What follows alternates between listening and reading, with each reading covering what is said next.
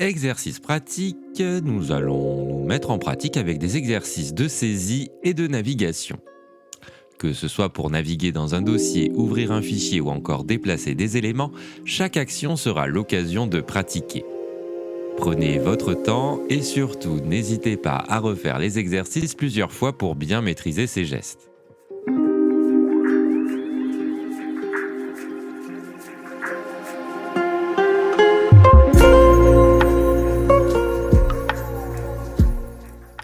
Clic gauche, sélection de fichiers. Commençons par l'action la plus simple, le clic gauche. Ouvrez l'explorateur de fichiers, c'est l'icône en forme de dossier sur la barre des tâches.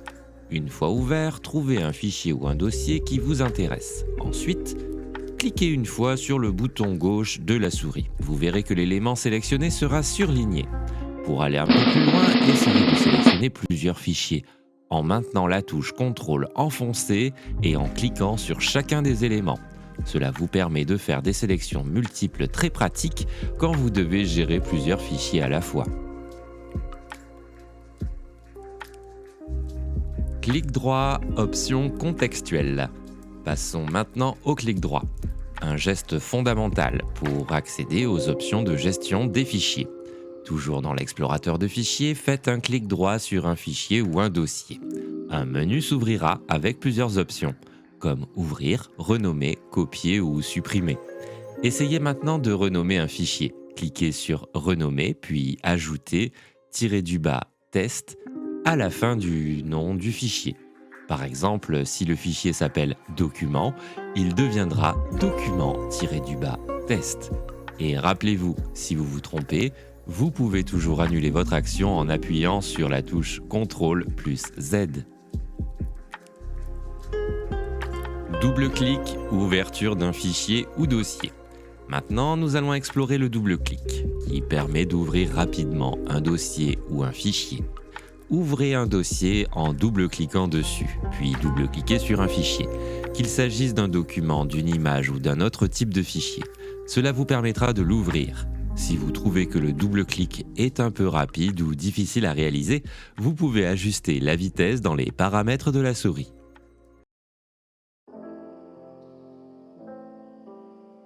Le défilement, navigation dans une page web. Pour cet exercice, nous allons travailler avec la molette de la souris ou si vous avez un pavé tactile avec les gestes tactiles. Ouvrez votre navigateur web, par exemple Google Chrome. Allez sur une page contenant beaucoup de texte, comme une page Wikipédia. Ensuite, utilisez la molette centrale de la souris pour faire défiler la page vers le bas puis vers le haut. Si vous utilisez un pavé tactile, placez 2 doigts sur la surface et glissez vers le bas ou vers le haut pour faire défiler le contenu. Essayez de faire défiler la page horizontalement, notamment si vous êtes sur une page avec un tableau ou une image. Le drag and drop ou le glisser-déposer. Passons à un autre geste essentiel, le drag and drop ou le glisser-déposer. Dans l'explorateur de fichiers, cliquez et maintenez le bouton gauche de la souris enfoncé sur un fichier. Déplacez-le doucement vers un autre dossier, puis relâchez le bouton pour le déposer. Vous avez réussi à déplacer un fichier. Bravo! Si vous voulez copier un fichier plutôt que de le déplacer, maintenez la touche CTRL enfoncée pendant que vous déplacez le fichier. C'est le moment de mettre en pratique tout ce que vous avez appris jusqu'ici. Sur votre bureau, faites un clic droit et créez un nouveau dossier. Nommez-le exercice souris. Ensuite, ouvrez ce dossier en double-cliquant dessus. Une fois dans le dossier, déplacez un fichier comme une image ou un document dans ce dossier en utilisant la méthode du glisser-déposer. Ouvrez ce fichier pour vérifier qu'il est bien à l'intérieur du dossier. Enfin, revenez sur le bureau, faites un clic droit sur le dossier exercice souris et supprimez-le. N'oubliez pas que vous pouvez récupérer des fichiers depuis la corbeille si nécessaire. Exploration du pavé tactile. Maintenant, si vous avez un pavé tactile, nous allons explorer les gestes spécifiques. Tapotez une fois sur le pavé pour faire un clic gauche. Pour un clic droit, tapotez avec 2 doigts. Ensuite, Essayez de faire défiler une page web en glissant deux doigts vers le bas ou vers le haut. Si votre pavé tactile le permet, vous pouvez tester le zoom en écartant ou rapprochant deux doigts.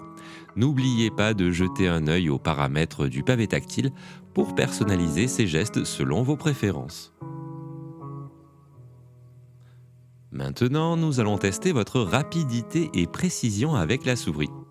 Accédez à un site de test de rapidité de la souris, comme Souris Rapide, et suivez les instructions pour cliquer sur les cibles qui apparaissent à l'écran. Notez votre score et essayez de vous améliorer à chaque essai. Saisie dans un document texte.